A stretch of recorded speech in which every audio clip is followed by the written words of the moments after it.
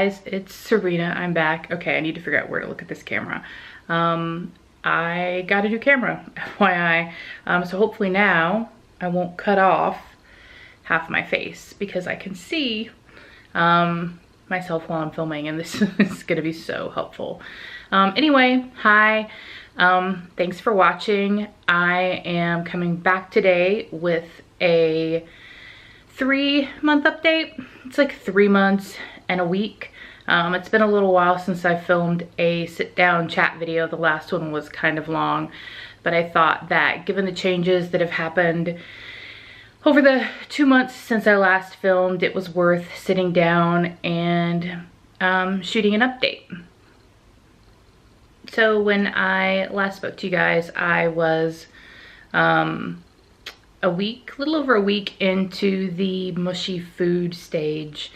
And since then, I transitioned to quote unquote regular food in the middle of July. And by regular food, I just mean that, you know, I wasn't restricted from eating fruits with seeds or things that couldn't be cooked until they were mushy. Really the only restrictions I have now are breads, rice, pastas, fried foods, and stuff like that, because of their tendency to expand within the stomach. I mean, obviously they're not optimal in terms of health if you ate a lot of those anyway. And, you know, fried food, just, well, that. And of course the sugar. I mean, the sugar limits are forever. So, you know, no more than 12 grams of sugar per serving. Anyway, so yeah, I've been on regular food since the beginning of July. Things have been going really well. It was interesting because like shortly after I transitioned to regular food, I actually ended up having to travel 2 weeks.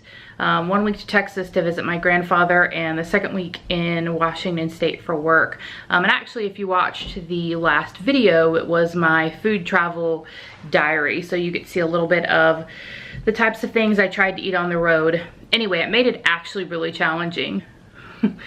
Have to do it while driving and flying and just being in situations where I had less control over my environment. And so that was a little bit challenging, but since then the eating thing's been going well. I think one of the challenges I find with being able to eat now, oh, and in terms of amounts, I am up to 3 ounces of food, but one of the challenges that I find is because I'm eating such small amounts, I'm still having trouble figuring out how to balance cooking smaller amounts. So I've definitely been less ambitious in the kitchen because I just don't like wasting a lot of time and money making more elaborate dishes, and, you know, basically having to eat the same thing for every meal every day because I don't know how to scale that down. I've done it a couple times, and obviously, you know, I cook things, but it's just been a challenge. It's been boring and tiring. Anyway, one of the things my nutritionist recommended was a food delivery service called Territory Foods. They do pre-made healthy meals from locally sourced ingredients. Local chefs make the food. They're only in a few large metropolitan cities right now, and metropolitan Washington, D.C. is one of those areas. But they, you know, you can choose paleo or Whole30 or vegetarian or, you know, just a whole different things, but they really focus on making sure you've got the right amount of macronutrients. I tend to do Whole30 because of the low to no sugar content.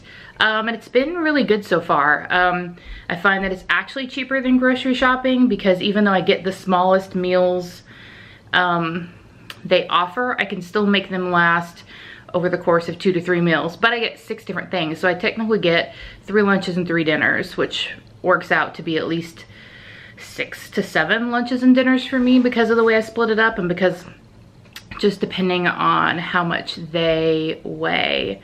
But that's been interesting. I haven't done it every week, but you know, off and on, I've tried it, I think 3 weeks now, often here and there. And that's been really handy. It adds a lot of variety. They taste really good. And it just, in terms of someone, again, who, you know, has like a 2-hour commute each day, and things like that, I just find it really helpful in managing my day.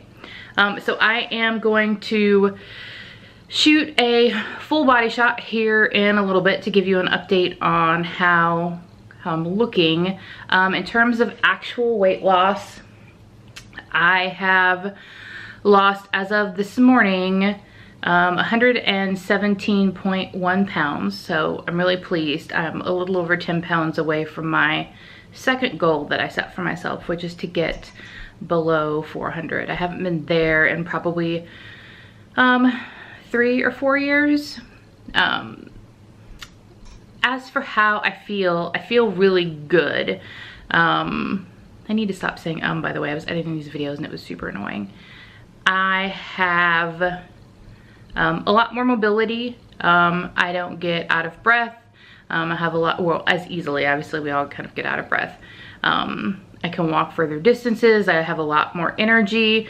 I purposely park far away from stores most of the time. So, you know, I've started doing some video exercises and HIIT training in my house to build up additional strength, and also just to hopefully help stave off excess skin. That is kind of a downside of losing weight so quickly, is your body has a hard time catching up. But no, I feel great. You know, one of my favorite activities is kind of looking in my own closet and trying on old clothes that have either been tight or things that I hadn't been able to wear. And with the exception of one pair of jeans, everything is really loose. In fact, 2 big things that were never big are now like big.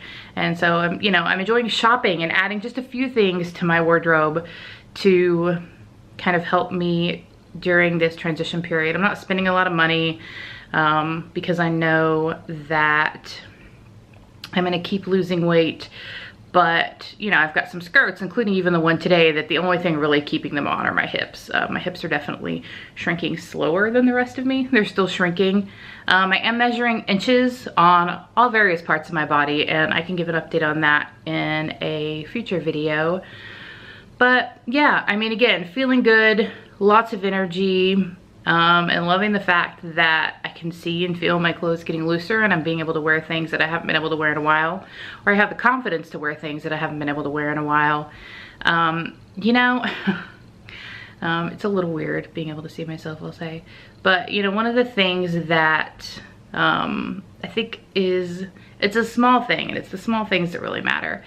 And I think only someone who's been fat and weighed a lot will really understand the joy in these things.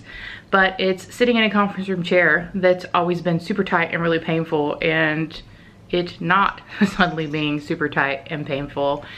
It's the fact that I went to buy new shoes at REI weekend before last, and when I sat down to try on the shoes, like being able to cross my legs. I mean, again, if you never if you've never been fat, you don't know how, you know, amazing that feeling is.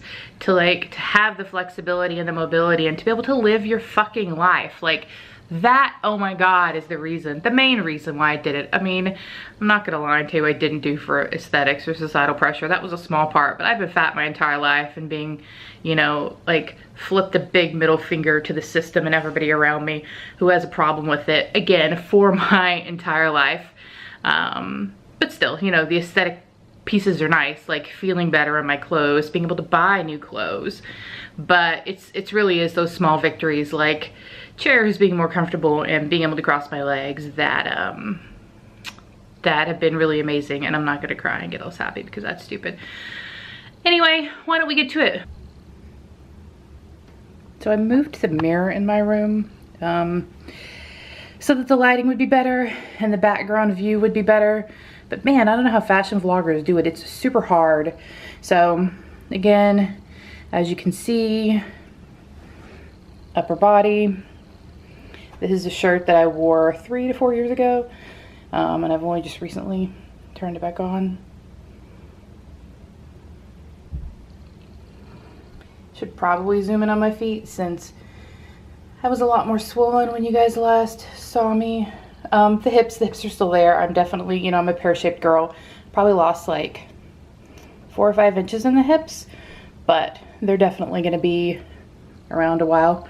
Oh, did I mention I did get my hair cut and colored? I needed to try to cover over that purple bleached area, and I needed to cut some of the unhealthy hair off, so I did that. Yeah.